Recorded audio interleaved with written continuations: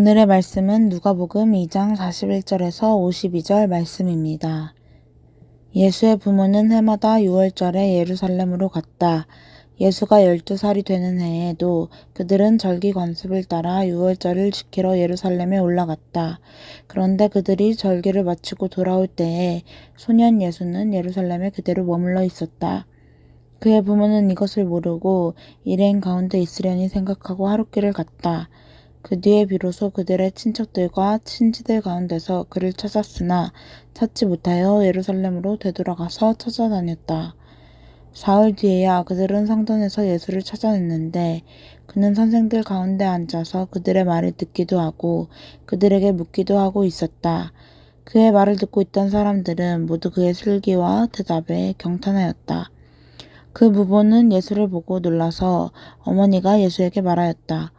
얘야, 이게 무슨 일이냐? 내 아버지와 내가 너를 찾느라고 얼마나 애를 태웠는지 모른다. 예수가 부모에게 말하였다. 어찌하여 나를 찾으셨습니까? 내가 내 아버지의 집에 있어야 할 줄을 알지 못하셨습니까? 그러나 부모는 예수가 자기들에게 한 그 말이 무슨 뜻인지를 깨닫지 못하였다. 예수는 부모와 함께 내려가 나사렛으로 돌아가서 그들에게 순종하면서 지냈다. 예수의 어머니는 이 모든 일을 마음에 간직하였다. 예수는 지혜와 키가 자라고 하나님과 사람에게 더욱 사랑을 받았다. 아멘. 네, 안녕하세요. 2월 13일 말씀 묵상 시간입니다. 오늘 우리가 묵상하게 될 말씀은 누가복음 2장 41절부터 52절까지의 말씀이죠. 우리가 어제까지 본문에서는 예수님의 탄생에 관한 이야기, 예수님의 탄생과 탄생 직후에 있었던 일들에 대해서 살펴보는 시간을 가졌습니다.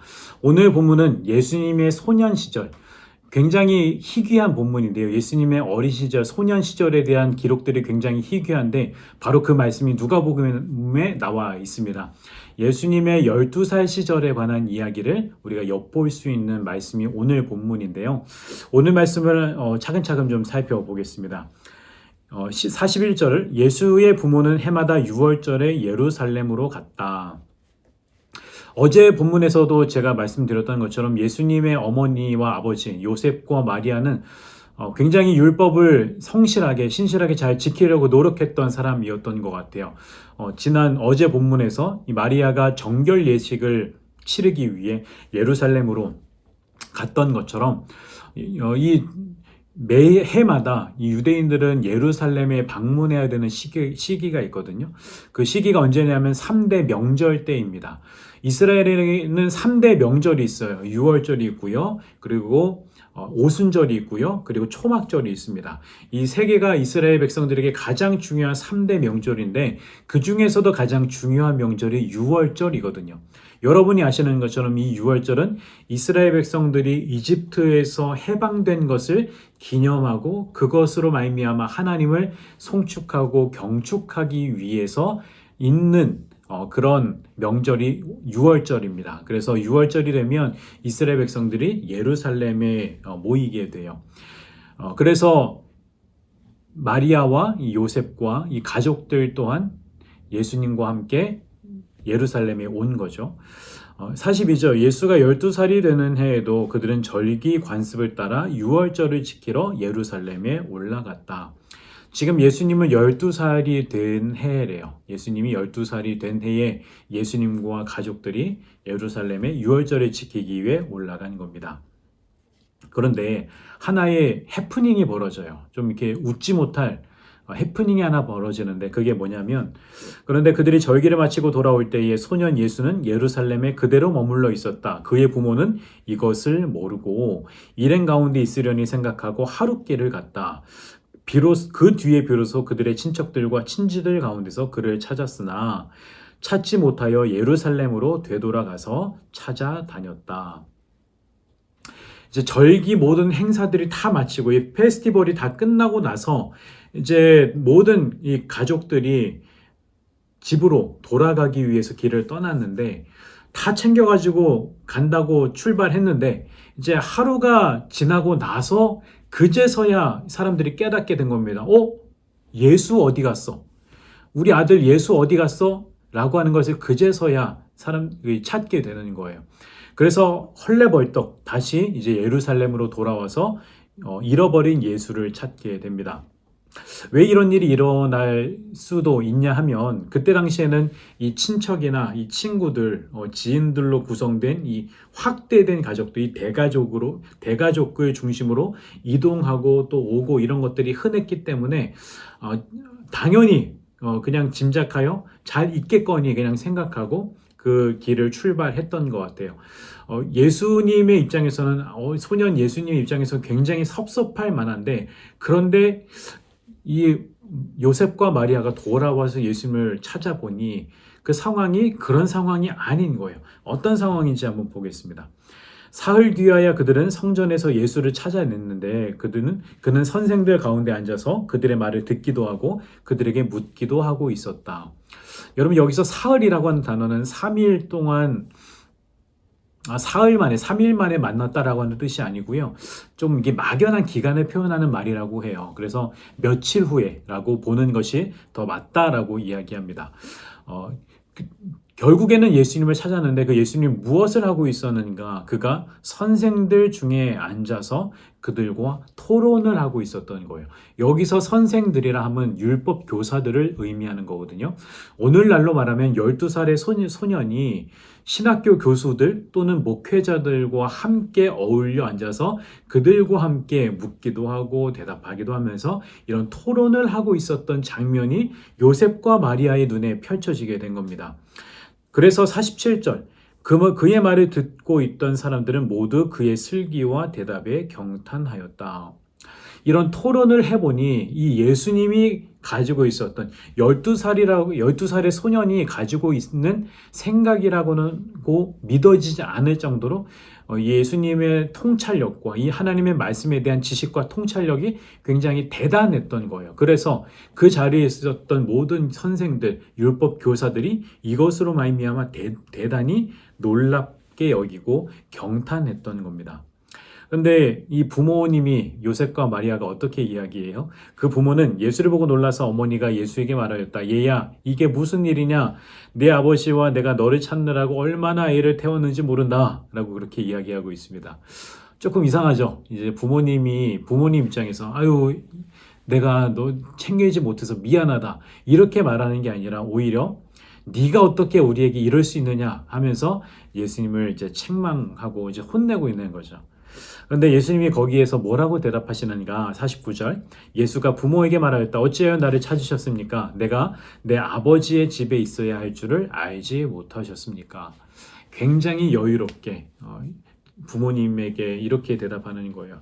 내가 내 아버지의 집에 있어야 되는 게 당연한 게 아니겠습니까? 라고 이야기를 하는 겁니다. 사실 여기에 나오는 이 내 아버지 집이라고 하는 단어는 조금 의역된 번역이라고 이야기합니다. 왜냐하면 이 집이라고 하는 단어가 원어에는 나오지 않는데요. 그래서 이것을 직역하면 나의 아버지의 것들 속에 또는 나의 아버지의 일들 속에 라고 번역을 할 수가 있대요. 다시 말해서 예수님은 내가 아버지의 것들, 아버지의 일들 속에 내가 있어야 될 줄을 알지 못하십니까? 라고 오히려 질문하고 있는 거죠. 근데 여기서 또 하나 특이한 게 한 가지가 있거든요. 뭐냐면 아버지라고 하는 단어입니다. 유대인들은 하나님을 감히 아버지라고 부르지 않았어요. 그런데 예수님께서는 하나님을 아버지라고 부르십니다. 굉장히 그때 당시에는 센세이션한 일이 되는 거예요. 그렇게 예수님께서는 부모님에게 이렇게 당돌하게 대답을 하게 되죠. 그래서 이렇게 에피소드가 해프닝이 마무리가 됩니다. 예수는 부모와 함께 내려가 나사렛으로 돌아가서 그들에게 순종하면서 지냈다. 예수의 어머니는 이 모든 일을 마음에 간직하였다. 예수님은 이 모든 일이 일어나고 나서 순종하면서 가족들에게 순종하며 사셨고요. 그 중에서 특히 어머니 마리아는 오늘 일어났던 이 일에 대해서 마음에 간직하여 그것을 생각하고 이제 기억하고 있었다라고 하는 것을 이야기하면서 오늘 본문이 마무리되고 있습니다. 오늘 이 말씀을 통해서 우리가 묵상할 수 있는 묵상 포인트는 무엇이 있을까? 저는 한 두 가지 정도로 묵상을 해볼 수가 있지 않을까 생각합니다. 첫 번째, 여러분 예수님에게 있어서 이 소년이지만 예수님에게 있어서 우선순위는 명확했어요. 그 우선순위는 무엇이었는가? 아버지의 일을 행하는 것, 아버지와 함께 거하는 것, 아버지 안에 거하는 것이 예수님에게 있어서는 가장 중요한 그 무엇과도 바꿀 수 없는 가장 중요한 우선순위였습니다. 그래서 예수님께서는 이제 성인이 돼서 본격적으로 하나님의 일을 행하기 위하여 이제 미리 예수님은 하나님의 일을 준비하고 계셨던 거예요. 여러분, 우리의 삶 가운데서 우선순위는 무엇으로 설정하면서 살아가고 계세요? 여러 가지 일들이 우리 안에 산재해 가고 있는데 여러분에게 있어서 가장 중요한 일은 무엇입니까? 여러분, 우리가 예수님의 길, 예수님의 삶을 따라 살아가야 된다라고 한다면, 예수님을 닮아가는 삶을 살아가야 된다라고 한다면 예수님의 우선순위는 아버지의 일, 하나님의 일이었습니다. 하나님 안에 거하고 하나님과 교제하고 하나님께서 주신 사명을 감당해내는 일, 이것이 예수님에게 가장 중요한 우선순위였다고 한다면 오늘날 우리에게도 마찬가지로 우리에게 가장 중요한 우선순위도 바로 그것이 되어야 될 것입니다. 또 하나 묵상 포인트는 무엇이냐면 예수님의 이 어린 시절의 하나의 이 해프닝은 오늘날 우리에게 굉장히 중요한 그 영적 교훈을 주는 것 같습니다. 예수님의 어머니와 아버지는 예수님과 함께 동행하는 줄도 모르고 바쁘게 자기 길을 그렇게 가고 있었어요. 오늘날도 우리가 그렇게 착각할 수 있죠. 근데 바쁘게 내 일상을 살아가면서 내가 예수님과 동행하고 있다라고 착각하면서 살아가고 있는 경우가 있습니다. 우리는 여러분 너무 일상에 지쳐서 너무 일상에 집중하느라 예수님과 동행하는 것을 잊어버리고 살 정도로 그렇게 분주하게 살아가서는 안 되겠죠. 우리는 우리에게 맡겨진 일상을 충실하게 살아가면서 우리는 예수님이 우리와 함께 동행하고 있는가, 내가 주님과 함께 동행하고 있는가라고 하는 것을 날마다 감지하며 살아가야 됩니다. 만약에 우리의 삶 가운데 주님의 부재가 느껴진다면, 하나님과 함께 동행하고 있지 않다는 것이 느껴진다면 우리는 우리에게 주신 은혜의 수단, 말씀과 기도와 예배라고 하는 은혜의 수단을 통해서 부단히 우리 주님을 쫓아가면서 주님과 동행하고자, 다시 한번 주님과 동행하는 삶을 살아가 보고자 그렇게 우리는 애써야 될 것입니다. 그리고 다시는 우리 주님과 떨어지지 않겠노라고, 다시는 주님과 동행하는 그 손을 놓지 않겠노라고 그렇게 결단하면서 주님께 붙어 있어야 되는 거죠. 여러분은 어떻게 살아가고 계세요? 분주하게 살아가지만 너무나도 눈코 뜰 새 없이 바쁘고 분주한 일상을 살아가고 있지만, 그러나 우리에게 더더욱 중요한 것은 예수님이 우리와 함께 동행하시는 것입니다. 분주한 일상이지만 우리 일상에 최선을 다하면서도 우리 예수님과 함께 동행하는 여러분들의 일상이 되시기를 주님의 이름으로 축복합니다. 오늘 하루도 그렇게 주님과 함께 동행하시는 하루 되시기를 간절히 바랍니다.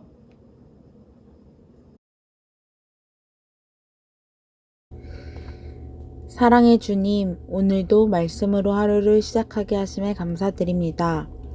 오늘도 주신 말씀을 삶에 적용하고 그 말씀대로 살아내는 청년들이 될 수 있도록 인도해 주세요. 청년부를 위해 뒤에서 묵묵히 애쓰는 리더십들을 위해 기도합니다. 항상 청년들을 위해 기도해 주시는 목사님과 부장님 삶 가운데 함께 해주시고 그 일상 가운데 지치지 않도록 인도해 주세요. 바쁜 일상을 보내는 리더들과 플랑 리더들이 어떤 상황 가운데에도 하나님을 선택하고 하나님을 경외하며 하나님께서 보시기에 기쁘신 것들을 건져내는 삶을 살아갈 수 있도록 그 삶을 주관하여 주세요. 리더십뿐 아니라 수색교회 청년 한 사람 한 사람 또한 하나님을 선택하며 하나님의 선하신 마음을 닮은 믿음의 사람들 될 수 있도록 인도해 주세요. 언제나 우리와 함께 하시는 예수 그리스도의 이름으로 기도드립니다. 아멘.